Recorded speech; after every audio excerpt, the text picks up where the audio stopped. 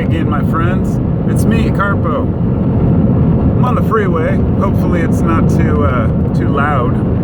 See, I'll bring the wheel down a little bit. Since I'm on the freeway and I'm actually heading up to my wife's work. She works at a restaurant, and today was Bring Your Kid to Work Day. And he's a 7th grader, and so he actually wanted to go up to work with her and see what they do, and he can't stay for the whole shift because that would be a distraction. I forget I have these on. I'm getting old. See, it's just weird having kids, not just a kid in middle school, but a son who's like 27. But at any rate, today's discussion is about our perceptions, our assumptions about people. I was thinking as a way to define what made me think about this was this article I read a while back, and I actually read another one just like the other day about whether people who drive Mercedes and BMWs are more rude, or which cars have the rudest drivers. And it's funny because I'm a pretty fair person when it comes to not making quick, hasty judgments about whole groups of people.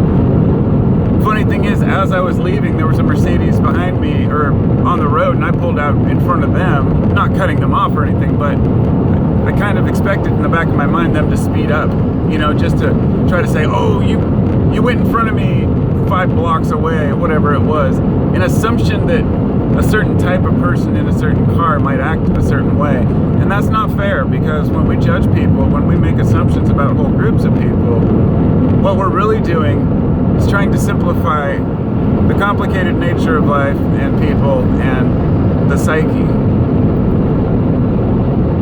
However, in that particular case with the Mercedes, in order to prove your point, so if you're going to make a claim that all scientists are corrupt, right?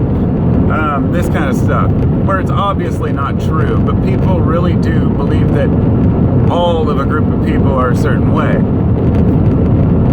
Well, there was a study done on this corner. They watched thousands of cars at this 4-way stop sign and tried to determine whether there was any truth to it. And they actually found out that Mercedes drivers and BMW drivers were more likely to cut people off, and by a significant margin. Or rather, they were more likely to go first when it wasn't their turn, that kind of stuff. Now, I've experienced this in my own life with people who drive nice cars.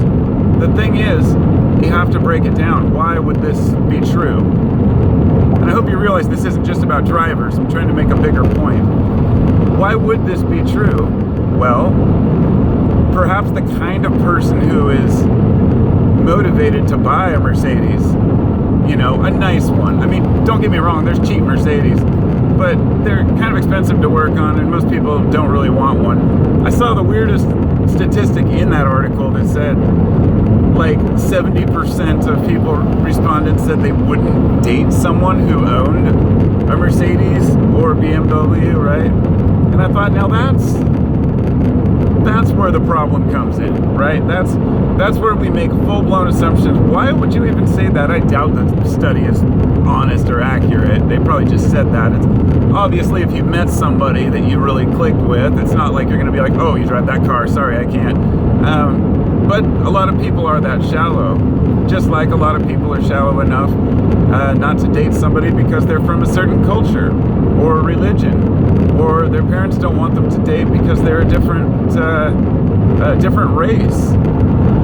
People have so many different personalities, and it's hard enough for us to even fit in the groups we do choose to, be a part of, whatever they may be. But when you're lumped in and assumed to be a certain way, that's difficult, and that's at the root of not just racism, but it's more tribalism. A lot of people like to think that it's a that race on race crime might be one of the worst, things, or more prevalent than it is. But it's not. Oh, and when people say it's not always about color or race, people don't understand what they mean by that. It's just a crime of opportunity that people sometimes will look for anybody that's different from them in any way to take advantage of another person, or just want to hate for the sake of hating. I don't think any of us want to be a hater. There's certain things that, even within recent years, I had to step back and kind of analyze some of my own thoughts about anything I've said in the past, like blanket statements about groups of people. And I thought to myself, what groups of people do I usually chastise the most? I have no racist tendencies, nothing against women, not a misogynist or a hater, but when it comes to billionaires, really ultra wealthy people, I do end up having a problem with those, and so I even had to do some self-checking, and I wanted to confirm to myself that some people do mean well, even billionaires. And so I tried to look for one. And for a while, I thought that Warren Buffett was one of those guys. Heck, at one point, even though people were talking all this crap about Bill Gates, I saw the programs he was running, and I didn't know anything about his charity at the time, so I thought, well, maybe he's doing good, maybe he's not. But knowing that even billionaires' charities tend to be for marketing purposes, it's hard to take any of them seriously. And the crazy things people do with their money, it's fine, it's their money, but that's a group I have a problem with because I haven't seen them ever really. It's easy to judge billionaires because they are money hungry, it's never enough, and they usually want to spend their fortunes on completely ridiculous things that make them feel superior to other billionaires, I guess. But anyway, that's my only gripe, is billionaires. Other than that, I got nothing against any cultures, races, belief systems, religions.